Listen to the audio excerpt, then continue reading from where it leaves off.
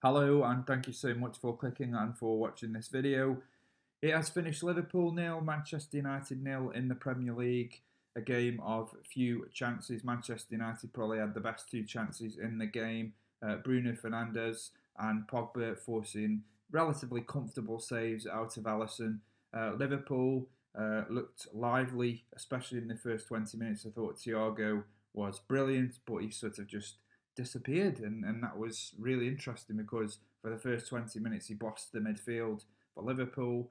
But Liverpool also playing with two makeshift centre halves with Henderson and Fabinho. I thought they did really well for Liverpool. There was a lot of talk before this game about how United could possibly exploit those makeshift defenders, but I thought they coped with Manchester United really well. So Liverpool and United, I think both managers will be relatively happy with a point. I think it's better for United than it is for Liverpool. Liverpool, of course, they've gone several games now without scoring, coming off the back of that 1-0 loss to Southampton in the league, and they won in the FA Cup against Aston Villa, a makeshift Aston Villa team last week. But in the league, that's where their form has really dipped, and it will be a concern the fact that they're not scoring goals now. They're dropping points. But I think Liverpool will be okay in the long run. At some point, they are going to rediscover that form. They are missing the likes of Van Dijk, who is obviously a massive loss for them. But they have enough at the other end of the pitch to cause teams problems, and really, they should be putting a lot of these chances away. Maybe it's just a confidence thing. Maybe it's just a form thing, but at some point they will have to start putting these chances away because tonight Manchester City are playing Crystal Palace. Liverpool could be as far down as in fourth place. Leicester City went into second yesterday. Liverpool dropped to third. United still 3 points clear of Liverpool. And Liverpool now, if City win, could be down in fourth. Other teams right on them. Everton, of course, chasing them down. Chasing down fourth. Chelsea, of course, got that big win last night. So it's all to play for Liverpool. If you're a Liverpool fan, I don't think you should be too concerned about not making the top four or being out of the title race. But um, you must be concerned, or you should be concerned about the fact that you're not scoring goals now. I would love to hear from some Liverpool fans. What do you think is going on at your club? Why do you think this is happening? Why have the goals dried up? They were scoring for fun. 7 goals at Crystal Palace, and since then the goals have just dried up, dropping points to the likes of West Brom and dropping points to Newcastle, of course, losing to Southampton and now dropping points to United in a massive game at the top of the table. Thought Liverpool looked dangerous at times, but they didn't really test um, test De Gea too often in the game. There was a chance for him, Thiago, late on from a shot from outside the box, but it was comfortable. It was straight at De Gea.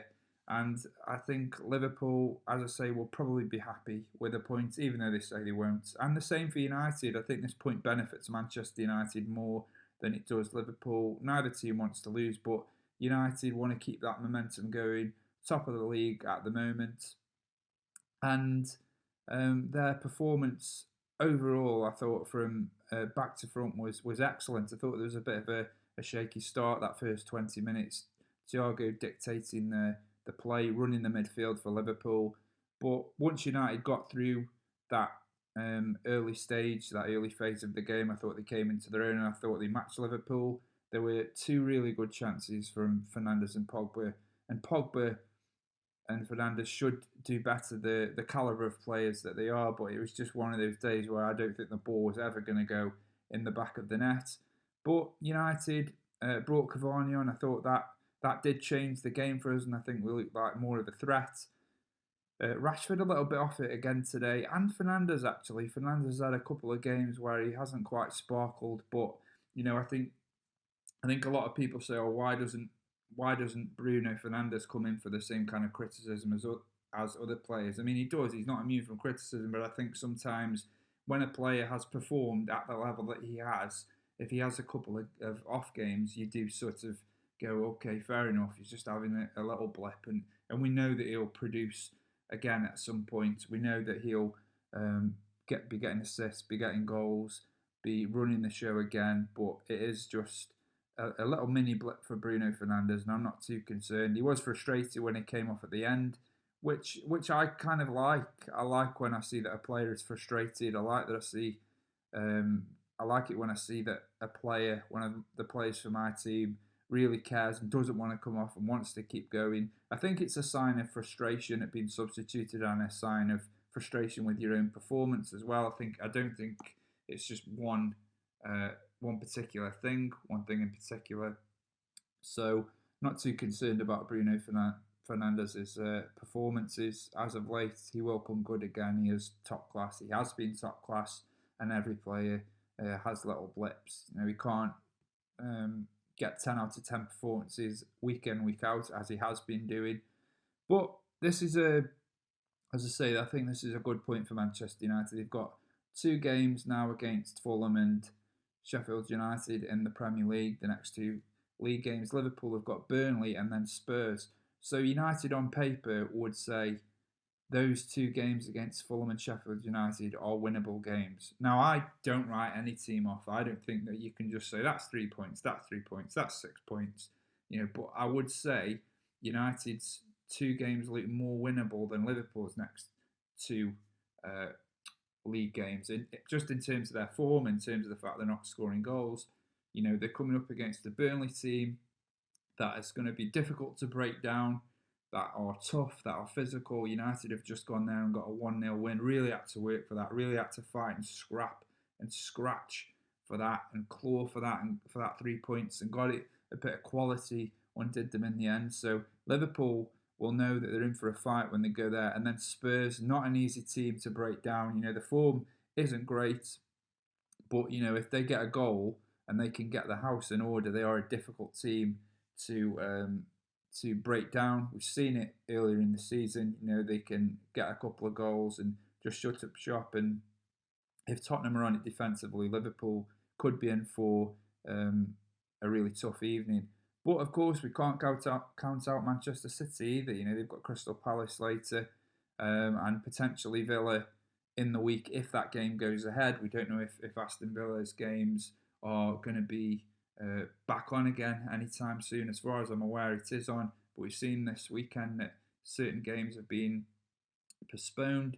So who knows? But it's all to play for. But on that performance for United, I was just really happy with the point, really happy with the clean sheet. I'm going to be honest, I have been critical of Lindelof and Maguire in terms of that partnership this season, but I thought they were excellent. I thought they worked really well together. I think Bailly and Maguire have played really well together, and I think the way that Bailly carries the ball out and carries the ball forward, and he's quicker than Maguire. They're different types of players. And I think for me, when I watch Maguire and Lindelof, they're too similar. But I thought today they were committed, they were at it. And my man of the match, just talking about this performance from United, my man of the match was Luke Shaw. I thought the way that he handled Salah, particularly in that first half, I was so happy for him, because he's a player that's had so many ups and downs, so many injuries, had that whole thing with Jose Mourinho. Confidence was knocked. He's in and out of the team, and finally now he is becoming the player that we always knew he could be when we bought him from Southampton. It's taken probably longer than we would have wanted it to, but absolutely outstanding today. Man of the match performance. United were dogged at times, but they also looked like they could really cause Liverpool some damage. And I think any other day, against any other team, I think they are probably a little bit more. They play a little bit more on the front foot, but I think given the fact that you go into Anfield, you go into one of your main title rivals, the fact that they're going to one of the biggest rivals, Liverpool. Don't care what you say, it's still Liverpool that are United's biggest rivals. To go there and get a clean sheet, knowing that we haven't got the best defence this season, we are a little bit ropey defensively, knowing that we've gone to Anfield, got a clean sheet against Liverpool, got a point, remain top of the league, and we're going into 2 games that are winnable now on paper in the league. Of course, we've got Liverpool next week in the FA Cup, so we've got to do it all over again, but then it'll be at Old Trafford.